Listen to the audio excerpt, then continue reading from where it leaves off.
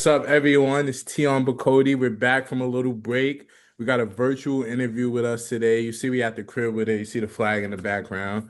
But we have James Artissen here with us today. If you don't know who James is, he's Grammy nominated as a songwriter. He's also a producer. He's also an artist himself. So, James, welcome. We're excited to have you here today. Thank you, man. Thank you for having me. Yes, of course. So, James, let the people know a little bit about your upbringing. I know your pops made music, you said, right? Actually, no. My pops, back in the day, he used to do security for a lot of celebrities, and just kind of being in the fold and being around the way with some people, I guess that kind of inspired me, in different ways. So, it was just one of those things where, we in New York, so you bound to meet anybody, especially back then. So it was dope. Okay, as a kid, do you remember meeting any famous people? I know you said once you met Michael Jackson. Yeah, yeah, yeah, sure did. Sure did. And I was like age 11, which was crazy. But besides him, man, shoot, being around like Jazzy Jeff and Houdini, um Silk 112, man, like the Locks, like just so many different people, like just in the vicinity. Okay, word, that's what's up. Shout outs to Pops. And like you said, that was obviously an influence on you to become an artist and to start your musical journey. But your musical journey, you sought self-taught yourself how to make music. Yeah, for What sure. pushed you to do that? Well, I've always been a fan of music for a very, very long time as a young kid. I've always been one of those like, curious, nerdy kind of kids. So I always wanted to learn and be a sponge and a student to, any knowledge that I could get. And when it came to the music part, that didn't really come into the fold until probably like age 12 when I really kind of decided I think music might be the path. Of course, after meeting Michael, but music was always in the house. It was always around. So, different genres, not just one, but, several. And that's what kind of motivated me to be like, let me see if I could do this. Let me see if I can, figure out my lane and my niche. And, as time went on and, start climbing up the ladder and start learning certain things, you go from songwriting to music production and so forth and so forth. And that's how it went. Okay, dope. And I want to know, talk about songwriting a little bit, because a lot of people, know about songwriting, but don't really know about songwriting. I know a little bit from my experience as working like A&R consultant for a little bit. Mhm. Songwriting is kind of like a key component for like every song. So, how Definitely. did you get into songwriting? Well, the songwriting was like the very first thing. So I've always been good with like putting words together, at a young age. I've always been good with, kind of speaking metaphorically. So it was kind of easy for me to kind of come up with ideas and concepts. But, even before I got good with the songwriting, I had to kind of learn the structure of songwriting. So, how to actually write a chorus, how to actually, write the perfect verse that goes into the next chorus and, the bridge and pre-chorus and all that. So kind of when I figured out the structure of it, that's when the songwriting started to become stronger and stronger.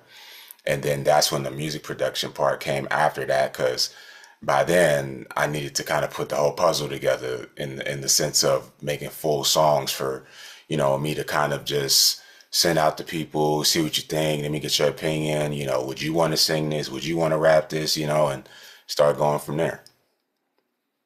Okay, fire. Do you remember the song, I guess you could say, that put you on, like whatever song you wrote for whatever artist? So I ask that question a lot, and it's an interesting answer because this was early 2000s. So I remember at the time Twitter had just came out and it was popping, and a lot of people were giving out their personal emails, specifically artists that would give out their emails on their pages for producers to send them tracks. And at the time, a lot of people were doing mixtapes. So this was the time where people were having their mixtapes hosted by the DJs, Don Cannons and the DJ Dramas and the DJ Rockstar and Ill Will and all that. So it was kind of one of them things where I was sending out so many tracks to different artists, and some of them picked some of them didn't. So it was kind of like at one point it was like an influx of artists that was just picking my beats, and they all just put them on the mixtape. So I remember I had one month I had a Young Berg record come out. Then another month I had a Wiz Khalifa record come out. Then another month I had like a rock star who's now Kid Ink. I had a record come out on him, and then I had another record come out with Michael Montana and Kwani Cash and Future. So it was just kind of like an influx at one time, which was kind of dope. Right, and this is the mixtape era, so this is like the genesis of a lot of these artists' careers. So what was Yeah. the beats that put you on, not the songwriting? They picked your beats. Man, I remember it was a record that Young Berg had did called Electric Disco, and I think it was on his earlier mixtape called Twitter Music, and it was like more of like an R&B kind of feel to it. But did the when I did the Future joint, this is like I think at the time he had the Racks on Racks record out, and he was kind of like bubbling, and he wanted that trap sound, of course, but he was still trying to figure out what lane he wanted to go in the trap lane. So my sound was kind of like what I would have called the spaceship sound, so real kind of artistic, dreamy, you got the 808s, but we put bass lines in there and pads and all that. So I remember it was a beat that I gave him called The Right Time. And for some reason, when I name my beats, they always kind of tailored the song to the name of the beat. So he named the song called The Right Time too. So I thought that was pretty dope.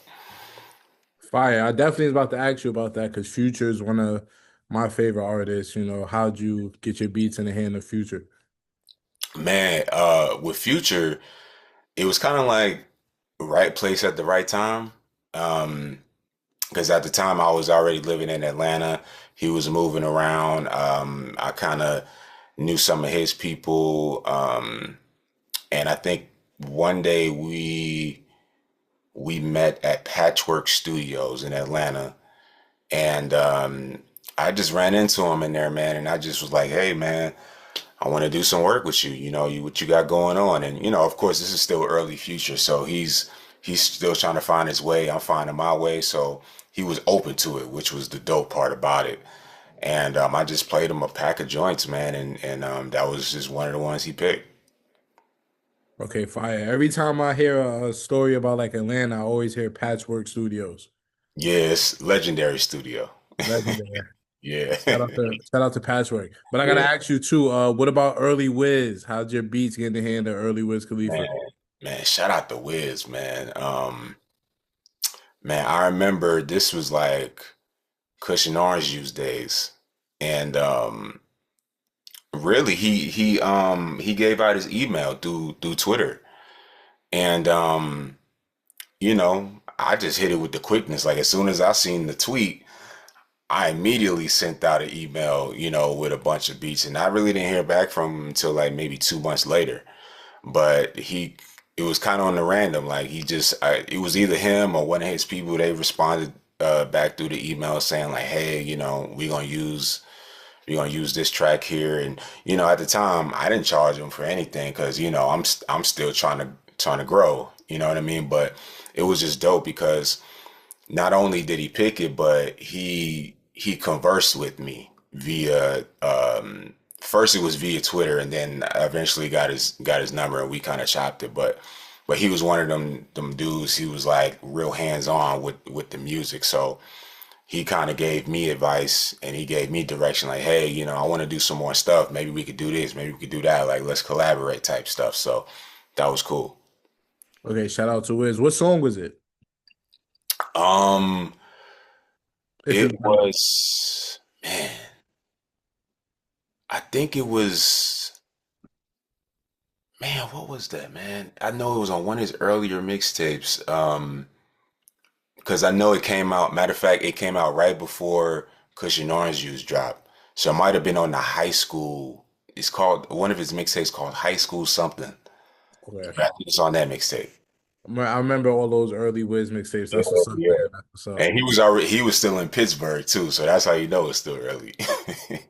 Okay, dope. And I want to ask you too. So, like, getting beats to people because like Twitter's definitely changed now. Like, you Yeah. can definitely still connect with artists, but it's not like as easy. So, how has it changed? Like, getting your beats or your songs to artists now compared to back then? Um, well, I say it's definitely easier now because of the technology and definitely social media, like more present. Back then, it wasn't a whole lot of social media. It was really like just Twitter and Facebook, or maybe even MySpace. But it wasn't really a whole lot of connecting via internet a lot. Like you really had to like meet people and go sit down with them, meet them at the studio and really be in their face and really sell yourself. But these days, anything could be through the internet. You could send a DM, you could send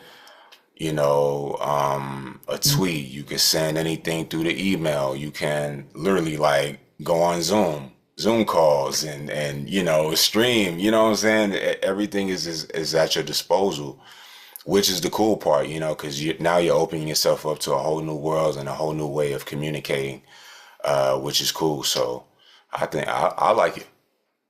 Okay, dope. Yeah, you prefer this than instead of like having to run around all over like the past? Probably so, man, because running around everywhere, man, can be tiring, man. And it's not to say that there's nothing wrong with it, that's just a part of the grind, but sometimes, man, it is, more feasible, to just, what we doing right now. Sometimes it's better that way. Okay, dope. And with it being easier to connect, it's like more people now. So the Mhm. field of producer or songwriter, even a songwriter, it's kind of like oversaturated. So Yeah. do you feel like it's still easier now to get on as a producer or songwriter, or was it easier before when it was like just like a select few people and maybe not as many people knew like about songwriting? Um, I don't really think it's easier or hard. I just think that the times changed. And I think like um the ways of business and the ways of actually creating music has changed. So like for example, like you could be in LA and you could be going to one studio building that had about 15 rooms in it and there's tons of different people in each room and you got this artist, that producer, that A&R, that executive, right? Now, even though that's still prevalent, but now you could kind of bypass the middleman and go straight to the source. So you don't really need to go through the A&R no more. Like you can make a relationship with the artist, you can make a relationship with an engineer, with another producer, and just collaborate and get on projects. Versus before, it was kind of a little bit more gatekept in the sense of like you got to go through the label, you got to go through this person, that person just to get to the artist. You know what I'm saying? And that's even if they rock with you. But now I think it's just a lot more collaboration happening to where, you know, it's like 10 different people on one song that they wrote. You know what I mean? So what you just said, do you think like the title of an A&R is outdated in today's game? I think Or so. maybe the role of an A&R, not to cut you off? I think so because I don't even really think there is true A&Rs or that many A&Rs, I should say, these days because um, most of the time, man, people are just trying to find something that's going to stick and what's going to make them the quickest revenue versus creating something that's going to long last. You know what I mean? Like and have the quality and the reception of the public. Because most of the time, man, like it's supposed to be the public and the fans are deciding what they like from you. It's not it's not really geared, or shouldn't really be geared towards the A&R and executive to tell you what somebody's gonna like or what they should like. You know what I mean? And that's, to me, I think that's where things kind of started going downhill. On top of, A&R is not really understanding the artist and not understanding where the artist needs to go in order to grow, what is actually their sound, what works for them at the highest level. So I think that's where things change. Okay, dope. And I was having this discussion with some people on Twitter. Um, is a songwriter and like a ghostwriter the same thing? Like obviously it's different because the songwriter gets the credit, Right. but a ghostwriter you just don't know who wrote the song. But it's pretty much the same thing. Do you guys as artists view it that way as well? Yeah, definitely, definitely. I mean, basically, to even sum it up even more, a ghostwriter is just pretty somebody that's work for hire. So, whoever pays you, they pay you to do a service, and that's that, and then somebody else gets the credit. I wouldn't do that, but even still, like, you got to crawl before you walk. And sometimes you have to sacrifice something to get to the next level. You know what I'm saying? And sometimes you got to go through those situations to get another opportunity to get something better. So, it's to each his own. And, I'm not knocking anybody who does it, you know what I'm saying? But, you know, everybody wants to get their credit though. That's a fact. And I want to ask you, as a songwriter, and specifically in hip hop, why do we tear down, or for the most part, people tear down artists who get their songs written for them? Like we know some of the greatest songs in maybe history, specifically like R&B, is Uh-huh. written by other people for other people. But in hip hop, we discredit people for having their stuff written. Why do you think it's that discrepancy? I think it's the ego, man. I think people just got so much of an ego that, they want it to be all about them. It's me, me, me. I did it. I did it. And, they forget the fact that music is supposed to be music. It don't matter who wrote this or who wrote that. You know what I'm saying? Like you said, some of the best songs in the world were written by several different people. You know what I'm saying? It's not always just the artist. And I think people just gotta get out of that mentality, man, and just create. Just make something great. Like most of the time people don't even really care who wrote what. You know what I'm saying? It's all about the listening experience. Facts. I think Kanye is like the perfect example of that. Like people, like we know Kanye is not writing his stuff, but we kind of don't even care anymore. We just want to hear the sound of it. Yeah, you just want to hear something dope and something great, something that's just gonna like wow you, like, oh, that was hot. Like I think that's where it should be, man. Like forget who wrote what and then who did what. Like, you know what I'm saying? All right, while we're still on this topic, excluding yourself, who's your top three songwriters and producers, all genres included of all time? Of all time. I would put Q-Tip in there. Um um I'll put Wait, Q-Tip as a producer or songwriter? as a producer. Yep, Q-Tip. Ooh, man. Um Man, that's a tough one. DJ Premier. Yep. Um, I say the Neptunes. Yeah. I mean, it's definitely more than three, but those are the ones I could think of off the top. Okay, fine. That's the solid top three. And then in terms of songwriters, who would you say, will probably be a top three? As far as songwriters is concerned, I say Babyface. I would say, ooh, man, okay, Babyface. I would say Neo. Um, hmm. Man, that's a tough one. Babyface, Neo, and I would probably say like I'll say like Nile Rodgers. Nile Rodgers. Even though he's also a musician as well, but he's a dope songwriter. Okay, fire. And people always name Babyface. Why you think he's like the mostly like songwriter and GOAT?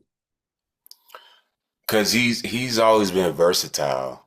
And he just knew how to capture emotion, specifically in R&B.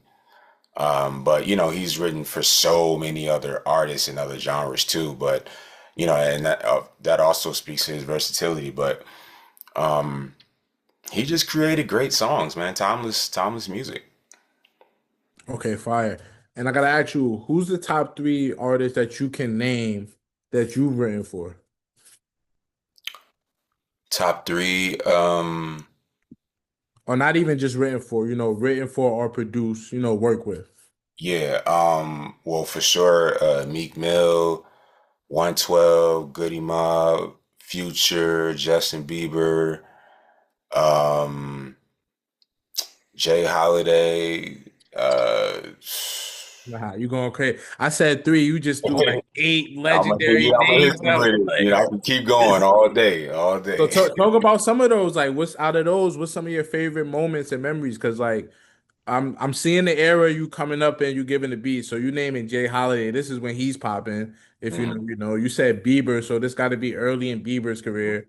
mhm. Meek is a little later in his career. So talk about all these different moments. Like, Yeah, so like specifically with Meek, I had a chance to work with him on his Championships album, which was a dope experience. Shout out to my guy PNB Rock, rest in peace. Um, so that was a dope experience, and that kind of came through PNB Rock.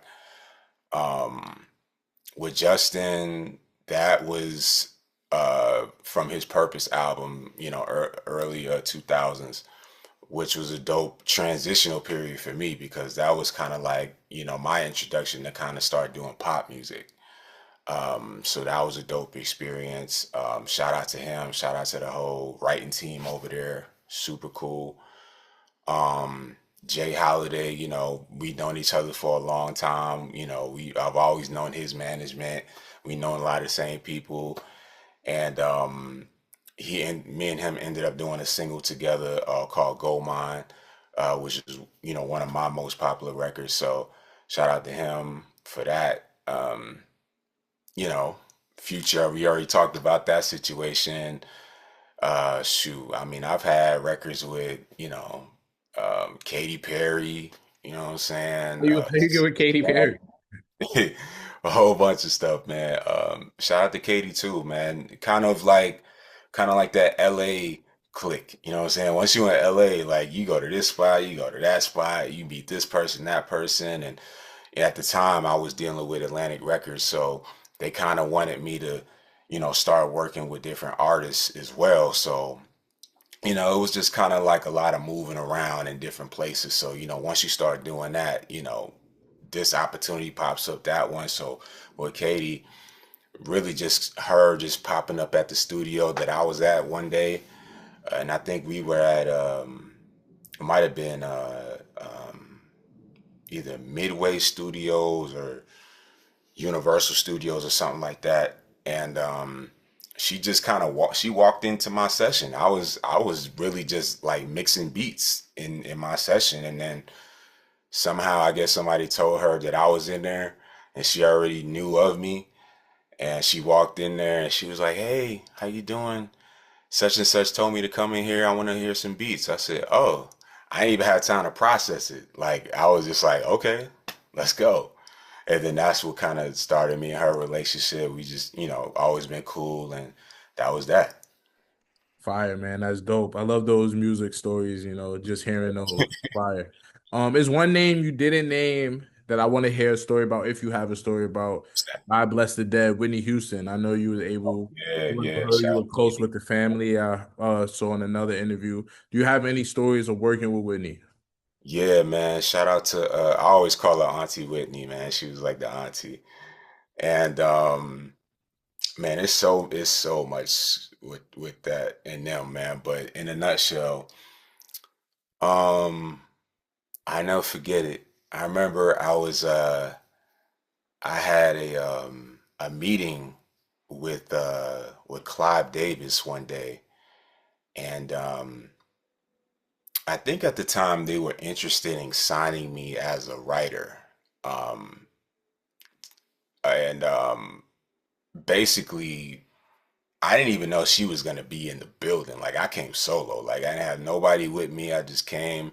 I met with the executives that invited me to come. Clive was there, and literally I walked into the boardroom. They already had the contracts laid out on the table, so we were supposed to discuss it and blah blah blah.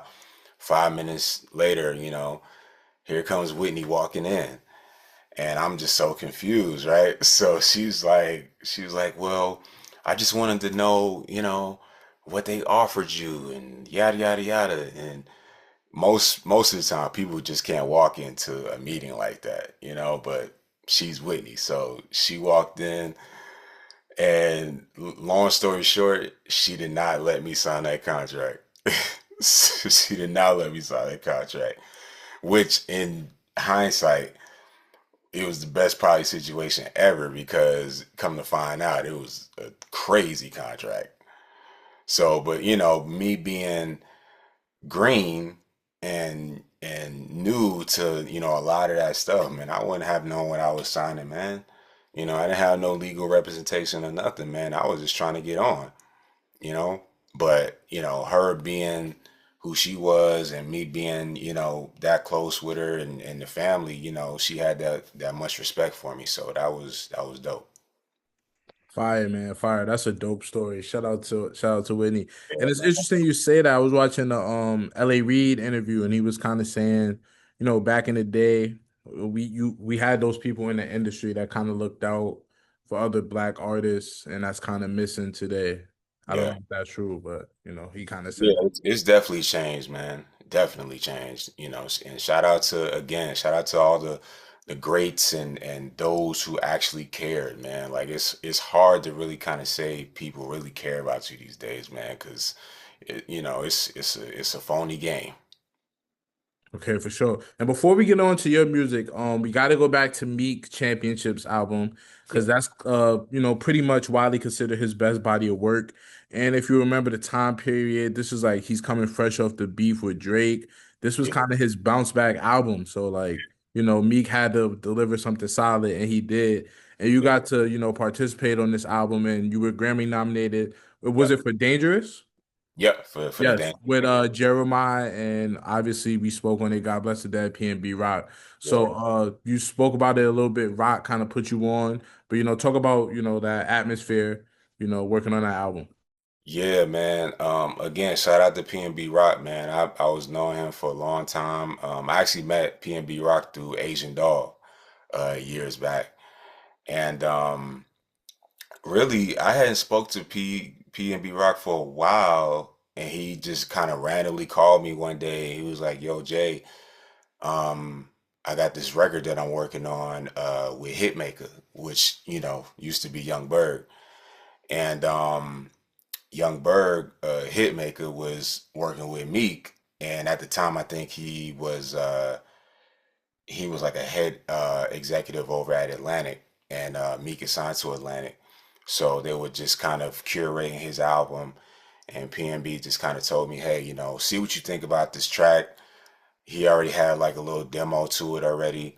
So I said, okay, cool, I'll check it out. And at the time, it was just like it was just really like a pre-chorus and like a little small verse to it, totally different to what it is now.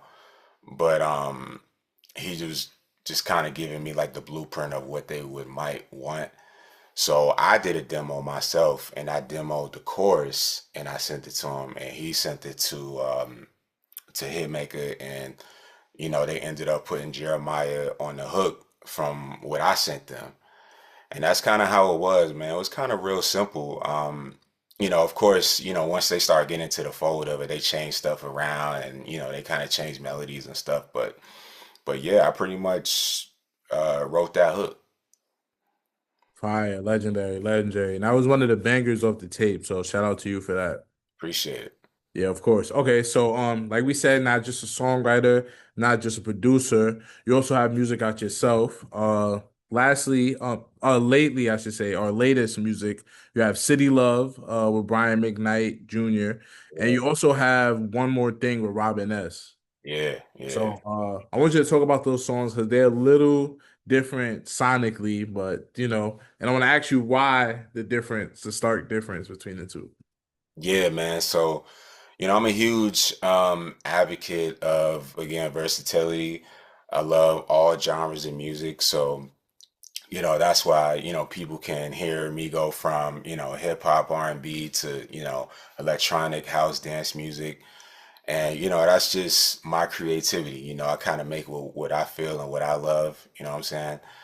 And when it came to One More Thing with Robin S, I've been working with Robin S for a long time, been producing for her for a long time.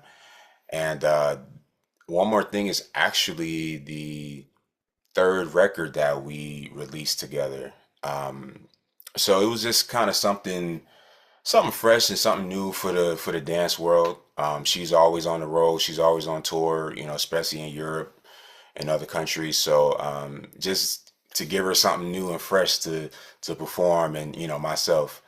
And then when it comes to the City Love record with Brian McKnight Jr., just kind of like that 90s nostalgic feel, but still urban with that bounce.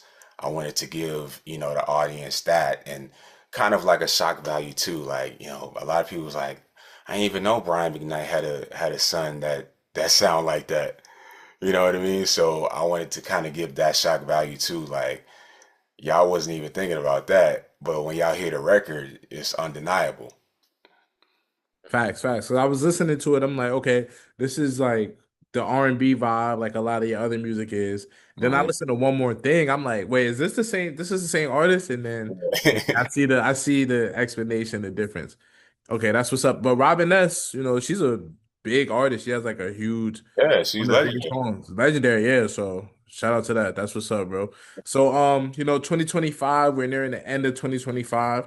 We're nearing the end of the interview as well. How has the year been for you, and what's some musical goals you have to end the year? Man, it's been amazing, man. I can't complain one bit. So many things going on, so many blessings, so many situations and opportunities. So, it's just about leveling up and continue to grow and thrive. And also too, one of the biggest things for me for this year too is launching my record label, which is Humble Sound Records. And we've been doing so many different things. We have artists under the roster already, so we're just really growing them and releasing their material, and just continue to go, man. So it's just gonna keep going up from here.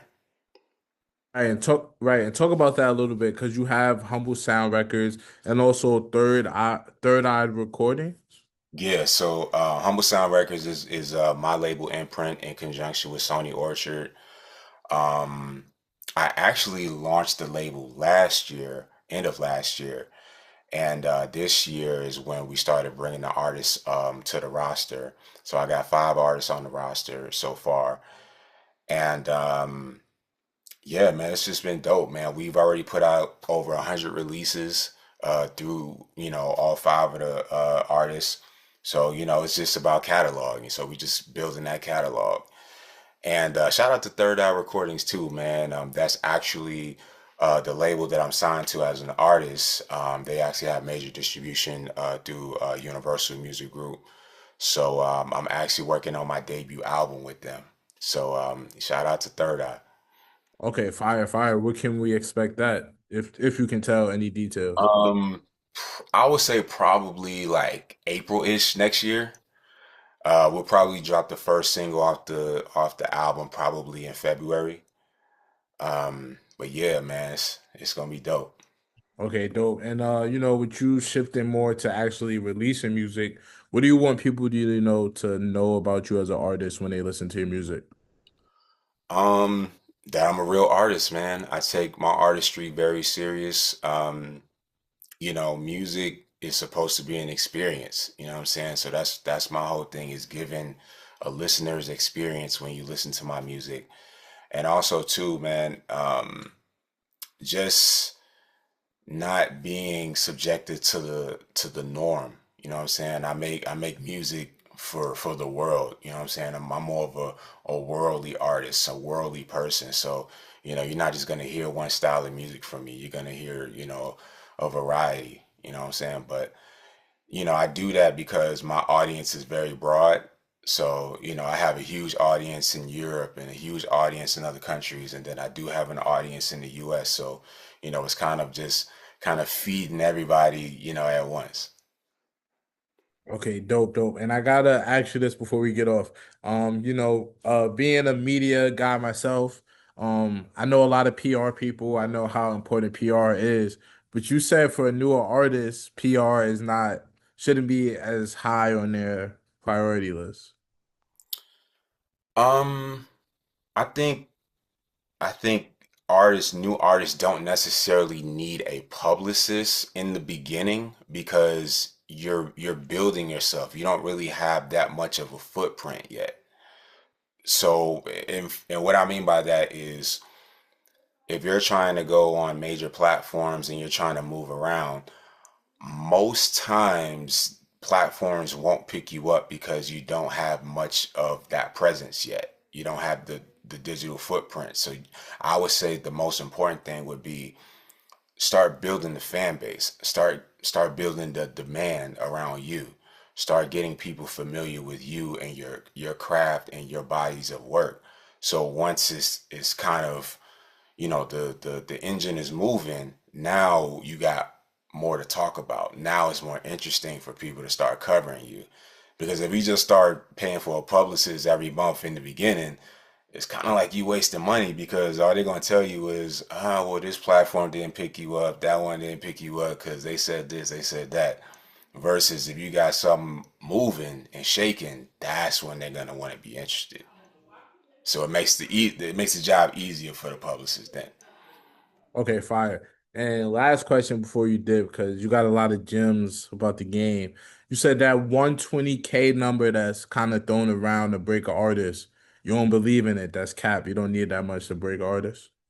Yeah, that's cap, man. Um, you know, because I hear different figures thrown around all the time, man. It could be 120, it could be 250, it could be 300, But most of the time when people say that, it's because they're throwing in the radio aspect. And to me, in my opinion, a new artist shouldn't be worrying about radio right now, because to me, radio is like the last drop. Like that's the last thing to add on to the sauce. Because if you're somebody that said, "Hey, I got 100,000, I'm gonna put into this record, and I'm gonna just put 100,000 to the radio," it's not gonna be worth it. You're not gonna get the return from it like you think you would. You're not gonna get as many spins as you think you would. Then you got to factor in, like, okay, what's your strongest demographic? Is it going to be strictly in your city, your state? Is it going to be in another region, another country? Is this just regional airplay? Is this national, worldwide airplay? All that stuff you got to take into account. So my advice would be, put the budget into other avenues, like put it into your marketing, put it into your ads, put it into your streaming, put it into your visibility, your visuals, like pretty much like setting the foundation of your footprint into the digital space. And then, if you got some leftover bread, then put that into the radio, because by then you got something moving. Like, because most stations don't pick up records unless it's moving anyway. But if they do somehow pick it up, it's probably some payola. All right, James. The interview is about to end, so before we get out of here, we're gonna have to definitely get a part two because you got a lot of Sure, gems. man, for But sure. before we get out of here, thank you for kicking it with us today. Let the people know where they can find you on socials and find your music. For sure. You can follow me all social media at James Artissen. Visit my website, www.jamesartissen.com, and subscribe to the YouTube channel, youtube.com/James Artissen. And also, too, I got the exclusive James Artissen cookies coming soon. It'll be on the website. It'll be the soft back kind, so it ain't the hard kinds. So, strictly for the ladies, man. So we'll be posting updates about that. All right, James. Thanks, man. We holla at you soon. Yes, sir, man. Appreciate you. All right.